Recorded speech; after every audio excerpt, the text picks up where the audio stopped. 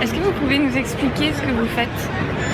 Alors écoutez, voilà, moi on fait du sucre de raisin, donc à partir de 100% à partir de jus de raisin. Donc que l'on fait à Gémozac, donc en Charente-Maritime. Moi je suis un professionnel de l'alcool et du vin. Finalement l'idée nous a germé depuis quelques temps d'essayer de sortir quelque chose et de véhiculer du terroir, véhiculer d'autres savoir-faire, mais sur une base qui n'est pas avec une base alcoolique, une base sucre. Donc voilà un petit peu ce que l'innovation.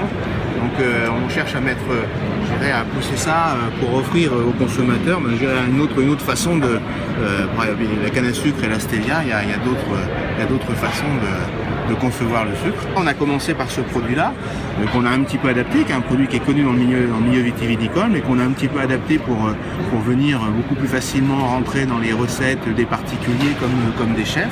Et puis après, on est allé travailler l'aromatisation, et principalement avec les aromatisations qu'on sait faire dans notre métier, c'est-à-dire autour du bois et autour des assemblages. L'idée, c'est de savoir, c'est un petit peu de savoir ce qu'on était capable de faire et ce que les autres faisaient pas. D'accord. À partir de la vigne, c'était de savoir est-ce qu'on est capable de faire quelque chose avec, avec les pieds de vigne, avec les feuilles de vigne, avec tout ce genre de choses. Le cognac, il y a des gens qui font ça nettement mieux que moi, et c'est pas facile d'innover dans le cognac. Dans le vin, c'est pas facile non plus. Et finalement, dans ce côté est arrivé que soit effectivement l'eau, donc l'eau qu'on est capable de ressortir quand on fait nos concentrats, de savoir si on était capable de travailler là-dessus, puis fatalement, bien évidemment, le sucre. Donc c'est pour ça qu'on s'est mis à jouer, j'irais un peu plus sur le sucre. Et quelle recette vous nous conseillez avec vos produits? Alors ce que je vous conseille, c'est vraiment déjà, c'est vous le goûter, puis c'est vous qui allez créer votre propre recette finalement. Ce qu'il me faut, moi, en face de moi, il faut des gens qui sont curieux et inventifs.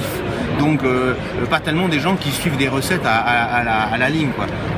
Les gens, quand ils le goûtent, vous l'avez goûté, vous allez voir, vous avez un certain nombre de recettes qui vont vous venir, quoi. Ça peut aussi bien pour aller corriger une petite amertume qu'on peut avoir sur une endive, ça peut être aussi bien rentrer ça dans un assaisonnement, donc faire des choses très très simples, ou alors des choses beaucoup plus compliquées où on va rentrer sur des marinades, sur des poêlés pour déglacer, pour venir pocher les fruits, et puis ça va aussi très très bien tout seul sur un thé, sur un café.